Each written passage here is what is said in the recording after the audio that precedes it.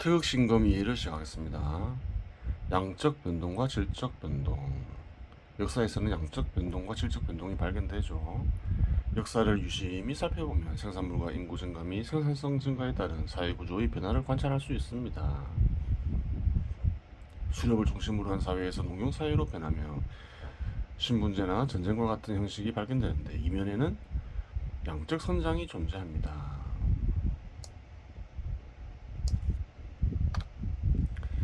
고대 사회의 역사적 과정이 어느 지역에서나 유사성을 보이는 원인은, 농경 사회에서 초기에는 양적 성장이 이루어지나 어느 정도 양적 성장이 이루어지면 전쟁을 통하여 새로운 토지를 획득하지 못하는 이상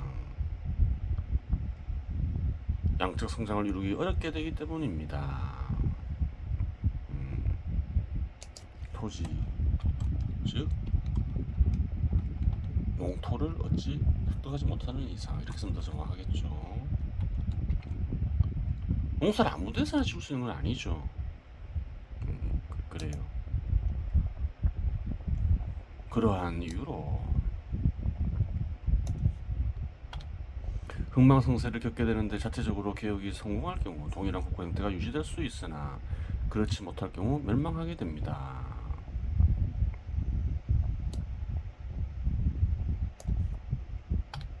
그러한 경우 새로운 국가 형태가 들어서게 되는데, 운이 없으면 다른 국가에 흡수되기도 하는 것입니다.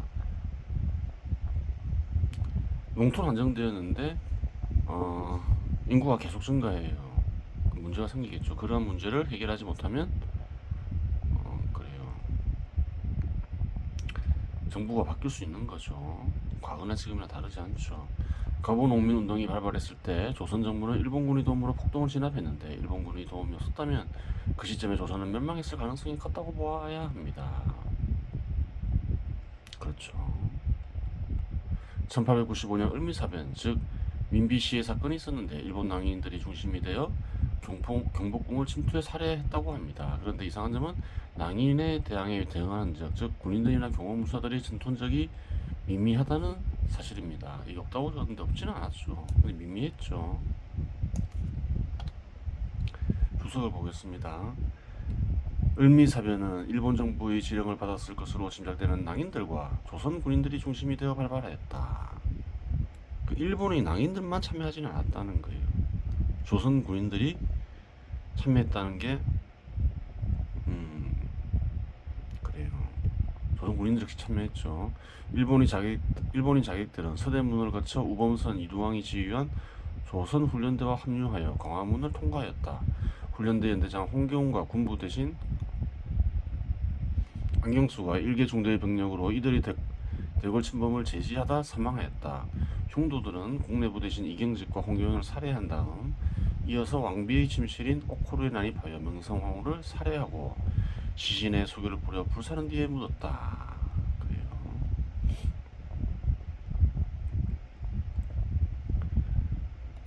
그러면 답은 셋 중 하나이겠지요. 조선에는 군대가 없었거나 군인들마저 조선을 포기했거나 낭인들이 두려워 도망갈 것입니다. 그래요.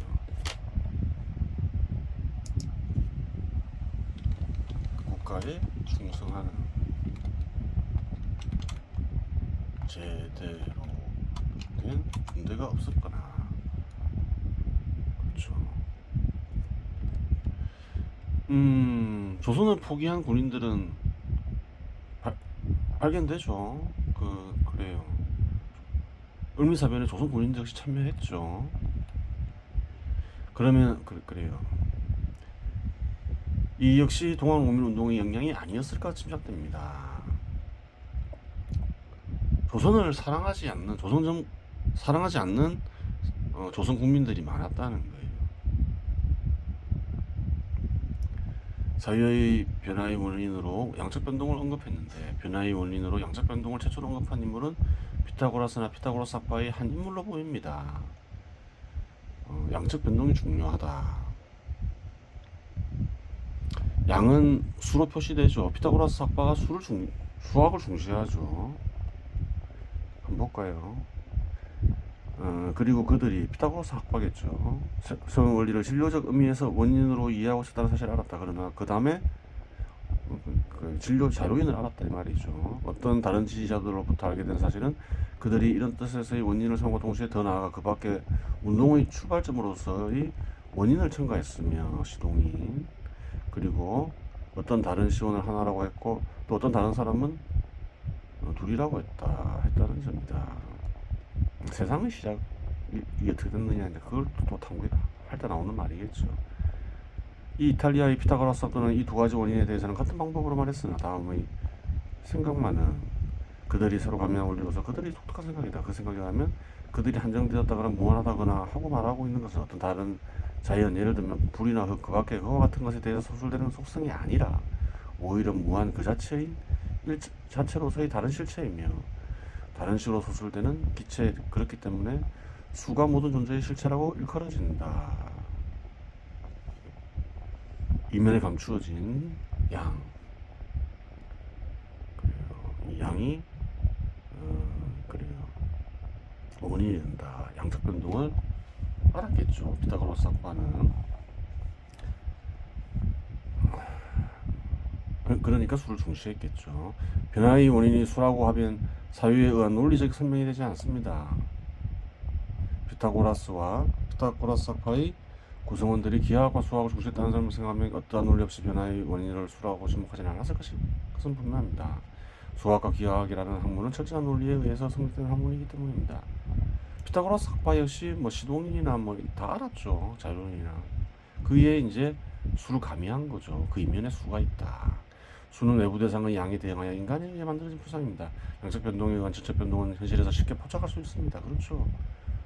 물의 변화도 보면 온도의 변화에 따라 기체가 되고 액체가 되고 그러잖아요. 그런데 다른 방식으로 수가 변화의 원인이 될 수 있는 방법은 없습니다. 따라서 피타고라스와 헥타고라스의 구성원들이 변화의 원인으로 양적 변동을 최초로 언급한 것은 사실이라고 보아야 합니다. 그렇죠. 수를 중시한 이유가 있겠죠. 변화의 핵심에 양적 변동이 있더라. 그것을 안 것이죠. 시장이 발전하면서 생산물의 양과 인구의 양이 증가하는데 이 양적 변동으로 인해 몇 가지 형식이 뚜렷해집니다. 민족, 국민 개념의 구체화, 정치 영역의 입법부, 행정부, 사법부의 분리가 뚜렷이 이루어집니다. 그래요. 사회에서 양적 변동이 발생함에 따라서 양적으로 성장함에 따라서 다양한 사회적 개념들이 생긴다. 역사를 이루어지게 하는 역사에 큰 영향을 미치는 새로운 개념들이 생긴다. 그 말을 하고 있는 거죠. 우선 민족 개념을 살펴보면 유전적으로 동일성이 발견되고 언어나 생활 양식이 유사한 집단이라는 특성이 보입니다. 하지만 그러한 조건들은 민족의 개념을 성립시키는 참된 뜻, 즉 형상인으로 볼 수 있습니다. 그래요. 어떤 문화에 있어서 동일성. 그래요. 또 유전적 동일성. 두 가지가 조건이 되어서 민족 개념이 생기죠. 하지만 그러한 조건들은 민족의 개념, 일본인의 경우 유전인자의 경우 한국인과 유사하고 한국인과 거의 같고, 그렇죠. 거의 같죠.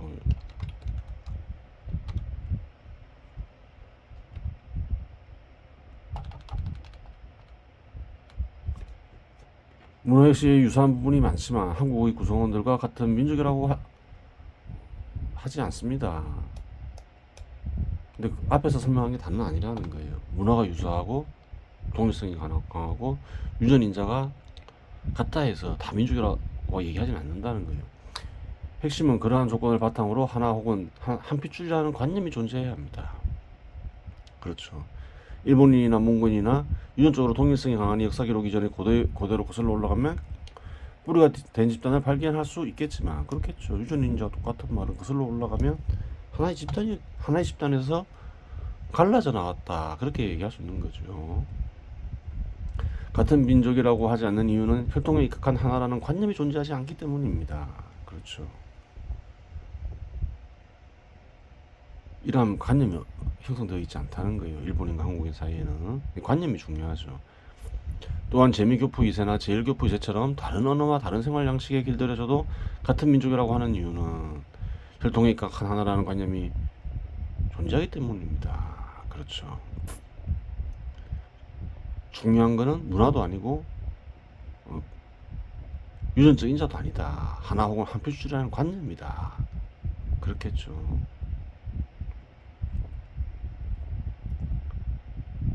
한반도 사는 사람들이 진짜 다 모두 과거부터 보면 한 뼘줄이었을까요? 그렇지 않을 수도 있죠. 그냥 하나 혹은 한 뼘줄이라는 관념이 있을 따름인 거죠.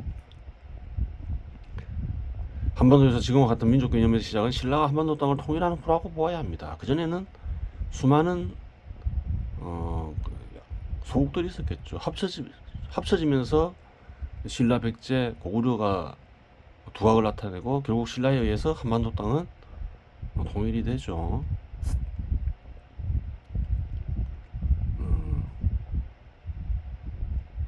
물론 수백만 년 전이나 수십만 년 전이 아닌 그 이전에 통일된 형태가 존재했다면 다른 얘기가 되겠지만 그러한 사실은 존재하지 않기에 신라가 통일한 후가 옳은 것입니다. 민족 개념이 생긴 것은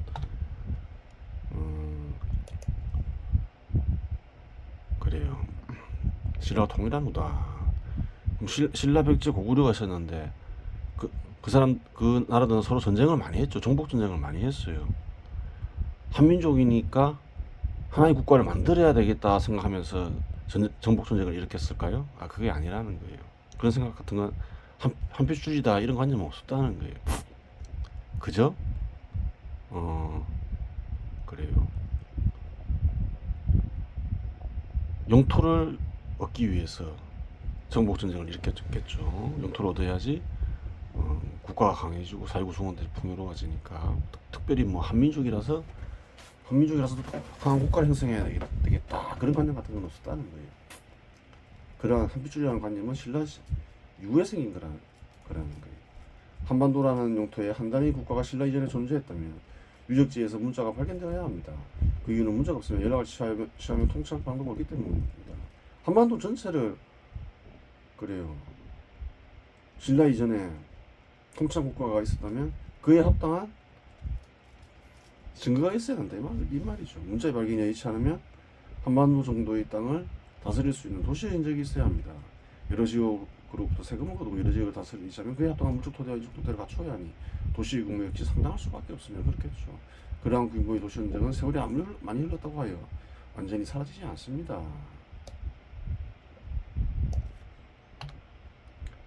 하여간 한국에서 민족 개념의 시동이는 신라의 삼국통일을 볼 수 있으며 목적이는 공동체 구성원들의 통합을 볼 수 있습니다. 물론 자료에는 신라의 구성원들, 백제의 구성원들, 고구려의 일부 구성원들이 됩니다. 조선 민족의 뿌리는 그래 중요하게 부각되는 구성원들은 신라의 구성원들과 백제 구성원들이겠죠. 그리고 고구려의 일부 구성원들이 되겠죠. 고구려의 영토가 모두 신라에 통일된 건 아니죠. 통합된 건 아니죠. 고구려의 모든 구성원들이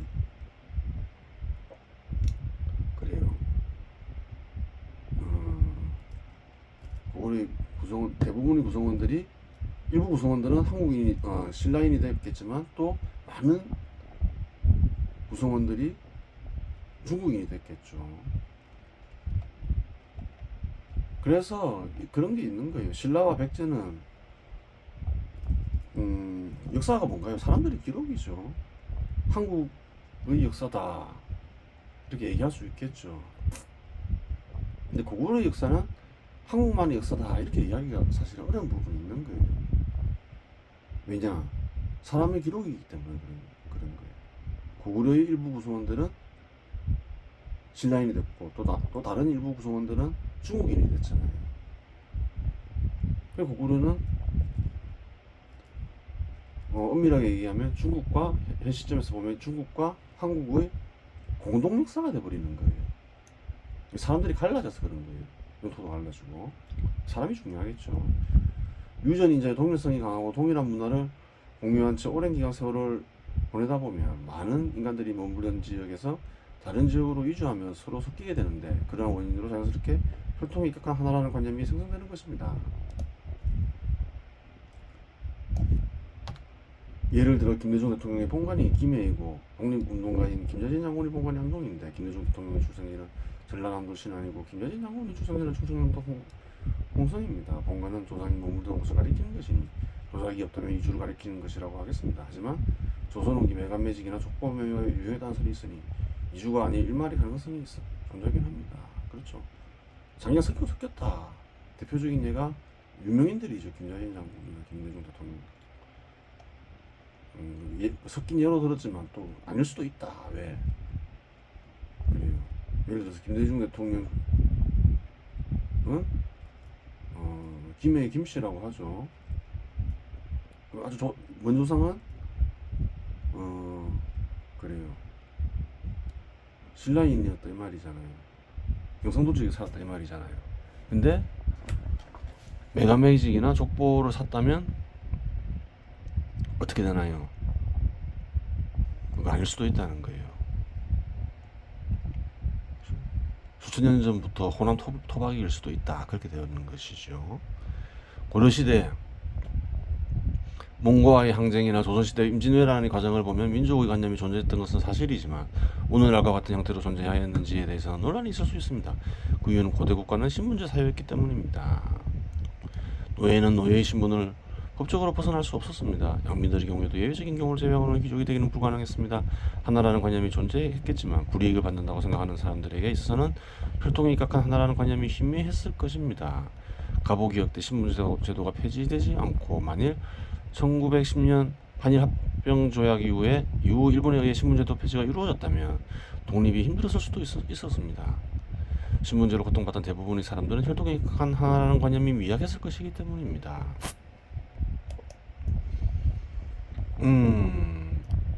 한국에서는 민족주의 관념이 강한 편이죠. 강한 편이에요. 옳고 그른 걸 떠나서 선과 악이 아니죠. 선도 아니고 악도 아니죠.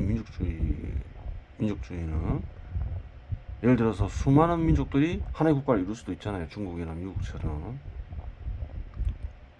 민족의 입각에서 국가가 성립돼야 된다. 그러면 그런 주의가 그런 나라들에 퍼지면 국가에 내란이 일어나겠죠. 그래요. 미국에 여러 민족들이 있는데 여러 민족들이 한국과를 이루고 있는데 중국도 마찬가지고 민족주의자가 아니라 해서 악인이라고 말할 수가 없다는 거예요. 그렇죠. 한 민족이 두 국가를 만들 수도 있고 여러 민족이 한 국가를 만들 수도 있고 그래 여러 경우의 수가 있겠죠. 어떤 경우도 뭐 그런 문제를 가지고 선과 악을 가릴 수는 없다는 거예요.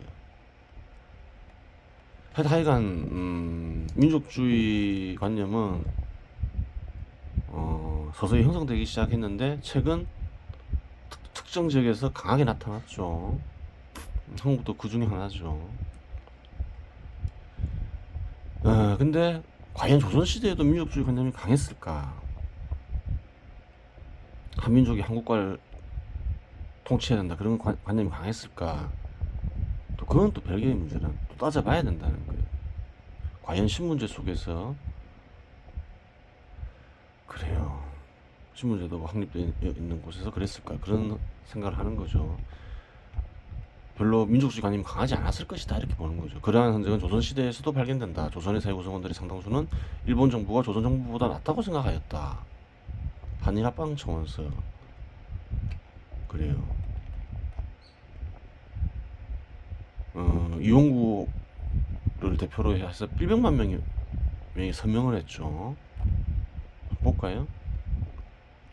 한일합방청원서 통감 자작자의 자작손의 아라스케 각하 대한국 일진회장 이용구 등 100만 회원은 대한국 2천만 민중을 대표하여 황송이 머리 숙여 재배하면서 대일본 천황폐하를 대신하는 한국통감손의 아라스케 각하에게 상가글을 바치옵니다. 한일합방을 청원했다는 거예요. 100만 명이 2천만 중에서 5천만 인구 중에서도 200만 서명을 받기 어려운데 200만 명이나 되는 사람들이 적극적으로 한일합방을 청원했다는 거예요. 역사적 사실이죠. 우리나라가 지금껏 국시를 정하지 않았다는 탓입니다. 지금껏 경국의 대본을 세우지 않는 탓입니다. 그 국력은 항상 강한 이웃의 형세에 의존함으로써 민생을 장구하게 할 계책이 마침내 없었던 것입니다. 조선 정부가 그랬다는 거예요. 계획도 하지 않고 근대 국가를 그래요. 국가를 그 시대에 맞게 시장 지배 시대에 합당하게 발전시키지 못했다는 거죠. 완고하게 약소만을 지키면서 스스로 시대 조류에 맞지 않는 어리석음은 모릅니다. 이용구 등이 그 심정을 어찌 말로 다하리까. 만일 기국 천황폐하에 지극하신 인덕에 의지함이 아니면 우리나라의 몰락과 사직의 피해는 멀지 않았다고 할 것입니다. 그래요. 우리나라의 헛개비 같은 국시와 구름 같은 국본을 깨쳐 뽑은 후 우리 2천만 백성과 함께 새로이 시작함으로써 우리나라 2천만 백성이 하늘 아래 무엇을 생각하면 무엇을 근심하겠습니까? 그랬죠. 한일 합방 해야 된다 이렇게 얘기하고 있죠. 조선 정부 못 믿겠다. 어떤가요? 다음 주석을 보겠습니다. 당시 조선의 왕이었던 고종은 생명을 보존하고 부귀영화를 누리기 위해 조선 정부를 일본에 편입시킨다. 그 결과 고종은 일본의 귀족이 되어 신분을 보장받고 부귀영화를 누린다. 왕이 그러한데 일반 국민이 위와 같이 생각하고 개인적인 삶을 도모하였다고 하여 비난할 수 있을까? 이걸 쓴 이렇게 말하죠. 어떤 이들은 우리 스스로 개혁해서 현 시대에 맞는 국가를 만들어야 되겠다 이렇게 생각을 했죠. 이용은 어떻게 생각했나요? 현 시대에 맞는 국가를 만드는데 어려운 길을 갈 필요가 있느냐, 믿을 수 있느냐, 또 조선 정부를. 그러면 현 시대에 맞는 제도를 가진 그냥 일본에 편입되면 자동적으로 기획되는 게 아니냐, 왜 굳이 어려운 길을 가느냐 이렇게 생각한 거죠. 어떻게 보면 머리가 깬 사람이죠. 그래요. 이런 사람 욕할 수 있느냐. 왕은 어땠나요 그 당시? 일본이 귀족이 되어 신분을 보장받고 부경을 누리죠. 나라를 넘기고. 그래요. 이런 생각을 했다 해서 일반 국민이 비난을 할 수 없다는 거예요.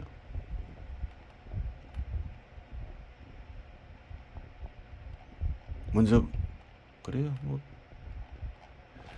그래요. 왕이 이 모양이었는데 어떻게 일반인이 이렇게 생각했다 해서, 또 혹은 개인적인 삶을 도모했다 해서 비난할 수 있겠냐 이렇게 얘기하고 있는 거죠.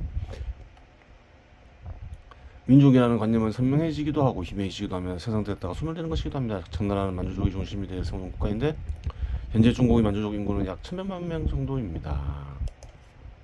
이상하죠.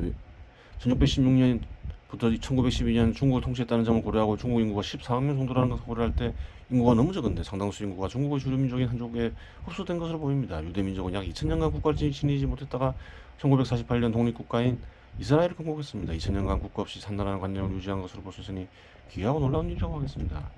역사적으로 흥미로운 점은 민족이라는 관념은 오랜 기간 지속된 제도가 다른 제도에 흡수되어 사라질 때 남겨놓는 최고의 필살기라는 사실입니다. 한반도가 일본으로 편입되어 있던 1919년 3.1 운동이 발발하였는데 3.1 운동과 결합된 주류견해는 민족 개념으로 볼 수 있습니다.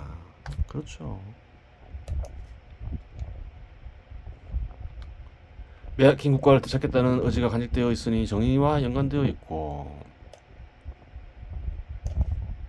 정치 영역에서 중심 세력이 아닌 집단이 일으켰으니 폭동이라고 보아야 하며 3.1 운동 이후 일본의 정책이 유화적으로 변한 것으로 보아 일정 정도 정의 실현도 이루어졌다고 보아야 합니다. 하지만 7,509명이 사망하고 15,661명이 상해를 입었음에도 불구하고 실패하였으니 형태는 의란이라고 규정하는 것이 맞습니다. 하지만 기존 역사가들은 역사를 지나치게 소설적으로 접근하여 3.1 운동의 본질을 놓치고 있습니다. 3.1 운동의 본질을 제대로 알기 위해서는 기본적으로 형상인 자유로운 시동이 목적인이 밝혀져야 하는데 이 네 가지 중 어느 것도 제대로 밝혀진 것이 없습니다. 그 결과 1919년 3.1 운동 이후 전국 단위의 폭동이 존재하지 않는데 약 26년간 전국 단위의 폭동이 발발하지 않은 원인을 알 수 없게 되었습니다. 1948년 대한민국 건국 후에도 폭동 발발 후 20년 이내 주기적으로 전국 단위의 폭동이 발발했는데 26년간 발발하지 않은 것에는